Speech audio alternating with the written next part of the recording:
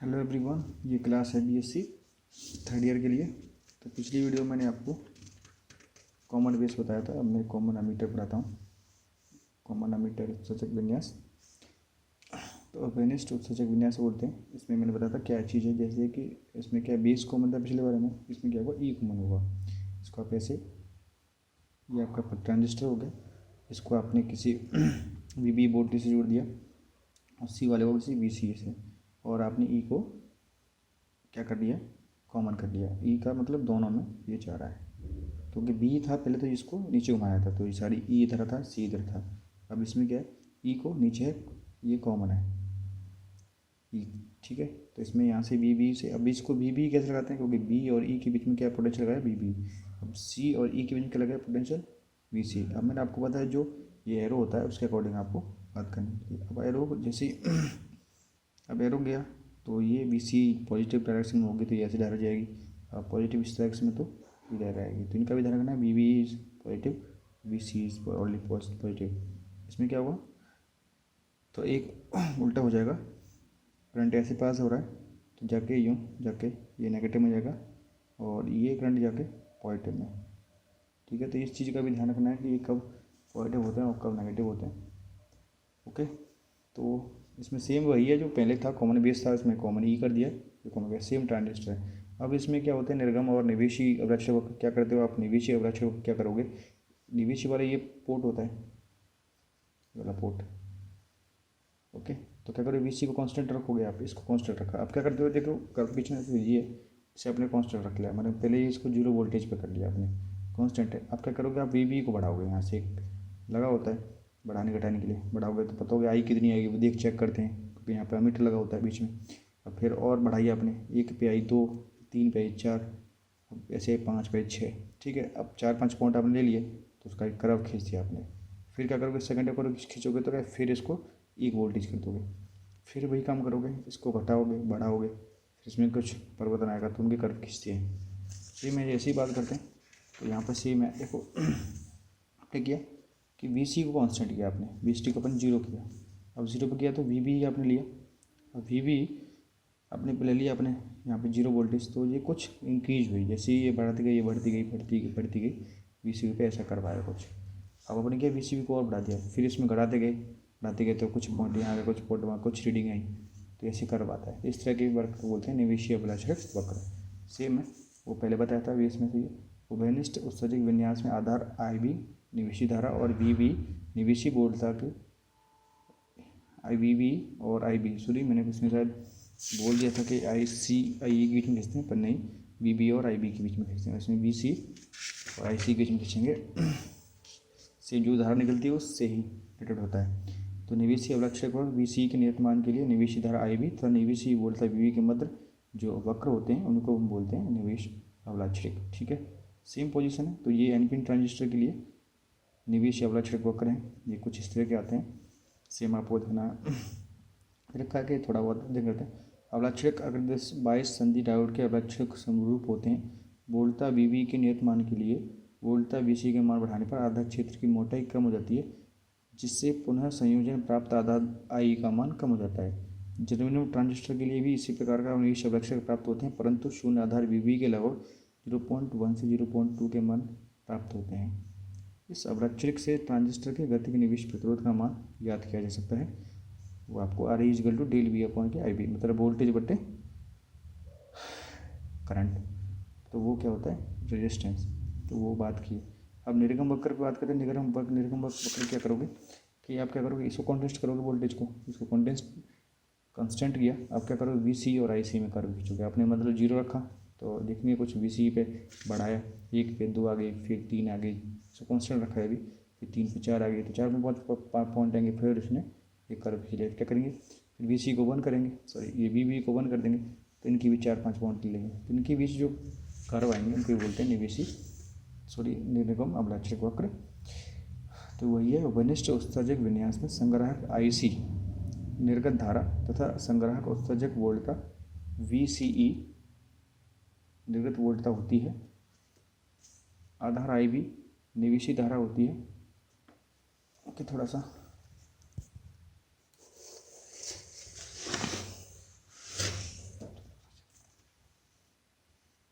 ये तो होगा भूनिष्ठ उत्सर्जक विन्यास में संग्राहक धारा IC और निर्गत धारा तथा संग्राहक उत्सर्जक वोल्टता VCE निर्गत वोल्टता होती है। आधार IB निवेशित धारा होती है। आधार धारा IB को स्थिर रखकर, ओहो इसमें उल्टा कर दिया, वही है क्योंकि VB से ही धारण कर रही है IB, तो बात वही है कि उसको भी कांस्टेंट रखते हो, लेकिन क्या IB को कांस्टेंट रखकर और आप कांस्टेंट रखकर क्या करोगे, धारा संग्रह धारा IC तथा संग्रह उससे वोल्टता VC के बीच कर्व खींचते हैं, तो कुछ इस कर्व की तरह के वक्र आपको प्राप्त होंगे।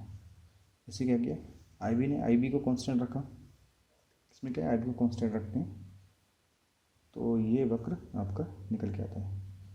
फिर IB को 50 माइक्रो एम्पियर रख दिया, तो फिर आपने VC को बढ़ाया घटाया, तो ये पॉइंट आपको ये रखे आएंगे। फिर ऐसे ऐसे कर्व आते हैं। अब क्या मैंने बताया था, इसको जस्ट IB से IB इक्वल टू जीरो के नीचे जो विकर होता है उसको कट ऑफ रीजन, और ये जो सीधी रेखा खींच दो इसको बोलते हैं सैचुरेशन रीजन, संतृप्त क्षेत्र, ये अंतक क्षेत्र बोलते हैं इसको बोलते हैं एक्टिव रीजन। तो इसमें कुछ वैल्यू हैं, आप ऑलरेडी इसमें देखते हैं। देखो इसमें क्या कह रहा है कि चित्र में 19 चंदी ट्रांजिस्टर के उभयनिष्ठ उत्सर्जक विन्यास के लिए निर्गत अवराक्षिक वक्र एक सेट को प्रदर्शित किया गया है। ओके, सेम है, वही चीज़ है। संधि ट्रांजिस्टर के उभयनिष्ठ आधार विन्यास की तरह उभयनिष्ठ उत्सर्जक विन्यास की निर्गम अवरक्षक को 3 क्षेत्रों में विभाजित किया गया है। वो क्या है, cut off region, saturation region और एक्टिव रीजन में। सक्रिय क्षेत्र, अंतक क्षेत्र और संतृप्त क्षेत्र। सक्रिय क्षेत्र क्या है कि जब आप बात करोगे IB not equal to zero होती है, देखो मतलब छोटी होती है, IB ज़्यादा होती है जीरो से। इस क्षेत्र में संग्राहक आधार संधि पश्चदेशिक बायस और उत्सर्जक आधार संधि अग्रदेशिक बायस होती है। इस क्षेत्र के लिए VC कुछ दशांश वोल्ट था और IB ये जीरो से बड़ी होती है। सक्रिय क्षेत्र IB के वक्र पूर्णतः अक्ष के समांतर नहीं होते, पूर्णतः अक्ष के समांतर नहीं है, देखो क्या अलग है। और जैसा कि उपनिष्ठ आधार विन्यास IE के वक्र होते हैं, वहाँ पीछे किया था उसमें, इससे ज्ञात होता है कि उत्सर्जक वोल्टता VC का प्रभाव संग्राहक धारा IC पर पड़ता है। अल्प IB के मान के लिए यदि आधार IB में वृद्धि का अंतराल समान हो तो निर्गम अवलक्षक वक्र सक्रिय क्षेत्र के एक दूसरे के समांतर एवं समान अंतराल पर होते हैं। तो सक्रिय क्षेत्र जो क्या है, ये समान अंतराल पे है, देखो कुछ गैप है, सेम गैप है, सेम अंतराल पे, ऐसा कुछ इसमें लिखा हुआ है। अब आते हैं अंतक क्षेत्र कट ऑफ रीजन क्या है, IB not equal to zero के बीच में सक्रिय क्षेत्र था, एक्टिव रीजन ये वाला, इसके पैरेलल नहीं है, देखो ये क्या थोड़ी सी ऊपर है एक्सेस के, है ना, तो ये होता है। अब आएंगे कट ऑफ रीजन पे, कट ऑफ रीजन क्या होता है, IB से नीचे, IB equal to not equal to zero से, वही बात होता है। तो उभयनिष्ठ उत्सर्जक विन्यास के लिए अंतक क्षेत्र अच्छी तरह से ज्ञात नहीं होता है, क्योंकि निर्गम अवलक्षक वक्रों से ज्ञात होता है कि जब IB इक्वल टू जीरो होता है तो IC का मान शून्य नहीं होता है। इसलिए अंतक क्षेत्र स्थिति प्राप्त करने के लिए उत्सर्जक आधार संधि को थोड़ा सा पश्चिदिक बायस करना आवश्यक होता है। जनरल ट्रांजिस्टर के लिए पश्चिदिक बायस लगाओ 0.1 और सिंसिक्वेंट ट्रांजिस्टर के लिए शून्य के निकट होता है। ये क्या है, IB जीरो लेते हैं, उससे जस्ट नीचे वाला भाग होता है। संतृप्त क्षेत्र क्या होता है, जो आपके जो निकल के आते हैं उसके बीच का जो क्षेत्र होता है।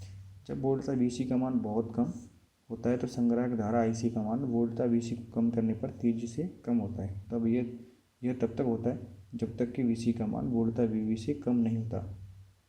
ओके, सेम वही बातें लिखी हुई हैं।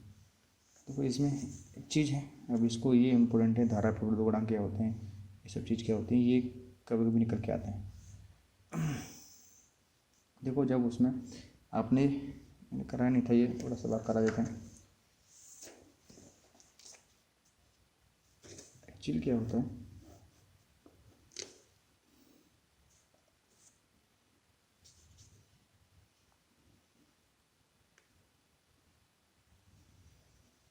देखो जब आधार कॉमन बेस के लिए बात करें, धारा लाभ कहते हैं इसको, धारा लाभ, ठीक है, धारा लाभ। तो कॉमन बेस में धारा लाभ को शो करते हैं अल्फा से, और कॉमन कलेक्टर में इसको शो करते हैं बीटा से। ये होता क्या है कि धारा लाभ अल्फा दो तरह का होता है, एक तो डीसी धारा लाभ, एक होता है एसी धारा लाभ। दोनों की सेम डेफिनेशन है। अगर मैं कॉमन बेस के लिए बात करूँ तो कॉमन बेस के लिए रहती है alpha D C is equal to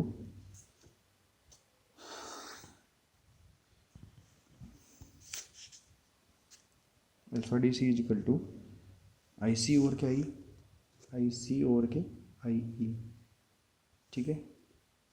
और जब इनकी ये किसके लिए डी सी के लिए, अब मैं ए सी निकालता हूँ, A alpha A C is equal to क्या आएगी, इसमें स्थैतिक परिवर्तन होगा जिसका डिफरेंशियल रूप तो डेल्टा आई ई। और बात करते हैं कॉमन कलेक्टर के लिए, इसको बीटा टी सी से हुआ करते हैं, तो beta D C is equal to होती है आई सी ओवर के आई बी। ऐसे ही बीटा डी सी भी क्या होगा, इसका डिफरेंशियल रूप डेल आई सी ओवर के डेल आई बी, ठीक है।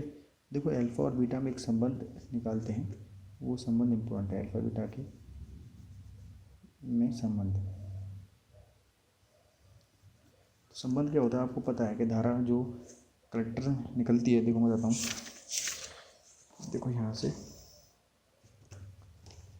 देखो सी से धारा आ रही है, बी पॉइंट पर धारा रही है, निकल कर रही है आई, तो आप बोल सकते हो कि I E equal to I B plus I C. Same इसमें भी अभी ये यहाँ से जा रही है, दोनों में डिवाइड होकर जा रही है, तो आई ई इजकल टू आई, देखो आई ई निकल रही है, दो डिवाइड हो गए, तो I E equal to I C I E equal to I C plus I B. तो आप बोल सकते हो कि जो आई ई है स्थिर करंट के लिए I E equal to I B plus के आई सी, ओके। तब इसमें क्या करोगे आप, आई सी का डिवाइड कर दोगे दोनों तरफ, आपने आई सी का डिवाइड कर दिया दोनों तरफ, I C is equal to I B over के आई सी, ये तो 1 हो जाएगा। देखो आई ई अपॉन के आई सी क्या है, यहाँ पे मैं बताया था आई ई अपॉन के आई सी 1 अपॉन के हो जाएगा, क्योंकि आई सी अपॉन आई ई क्या है, अल्फा डी सी, तो यहाँ पे क्या आएगा, ये 1 अपॉन के अल्फा डी सी ओवर के आई बी के ओवर के आई सी, मतलब इसका उल्टा 1 अपॉन बीटा, क्योंकि आई सी ओवर के आई सी ओवर के आई बी क्या है, बीटा डी सी, तो इसलिए क्या आएगा, ये बीटा डी सी प्लस 1। तो इसको सॉल्व करते हैं, तो यहाँ पे क्या आएगा, alpha is equal to beta over के 1 प्लस बीटा डी सी, ये वैल्यू निकल के आती है। तो काफ़ी बार पूछा जाता है alpha is equal to beta over के 1 प्लस बीटा। अब इसकी बीटा की फॉर्म में निकालेंगे आगे पीछे करके, तो यहाँ से वैल्यू 1 अपॉन के beta D C is equal to क्या आएगा, 1 अपॉन के अल्फा डी सी माइनस के 1। तो यहाँ से जब बीटा इजकल टू निकालोगे तो आता है अल्फा ओवर के 1 माइनस के अल्फा। तो ये संबंध आप निकल के आते हो, ओके। अब मिलते हैं नेक्स्ट वीडियो में, तब तक के लिए थैंक्स फॉर वॉचिंग।